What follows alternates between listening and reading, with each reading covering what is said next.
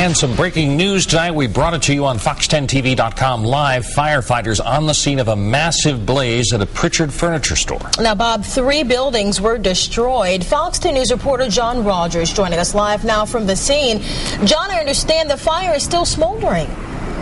Absolutely, Lenny's. Bob, good evening to you. The fire was massive. For the past 3.5 hours, fire crews were battling the blaze at Sawyer Furniture just down the street here in downtown Pritchard. Now, right now, the fire is contained. I still see some flames shooting up and the smoke rising in the sky. I still see some hose being used. But, however, this doesn't give you a sense of how massive this was earlier. When we were driving here at 6:30, the flames were shooting a good 20, 30 feet up into the air. As we were driving on I-65, we saw the smoke plume for miles. 2 businesses were destroyed here, a shoe store and a furniture store, dealing a heavy blow to the heart of this community. There goes.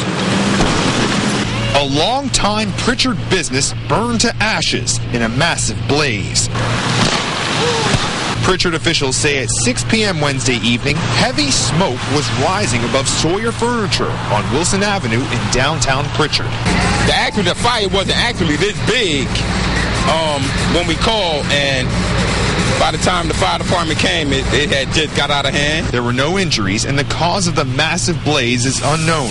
Numerous fire engines from Pritchard and Mobile were dispatched to fight the flames. Fire crews continue to douse the remaining flames here at Sawyer's Furniture, but it's not just the loss of a business, it's the loss of a local landmark. I have done business with Sawyer Furniture over the years, so this is a tragic moment right here with Pritchard. The business had been there for decades, and now is no more.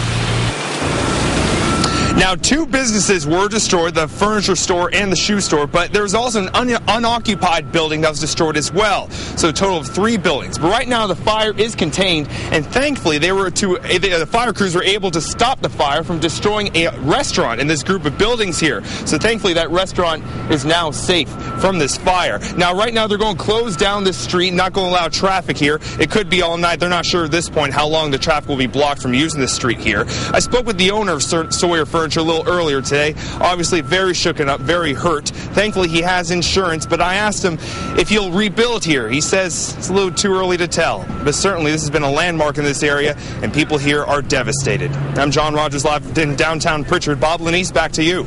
All right, thank you, Bob. Tough news there. Good thing no one was hurt.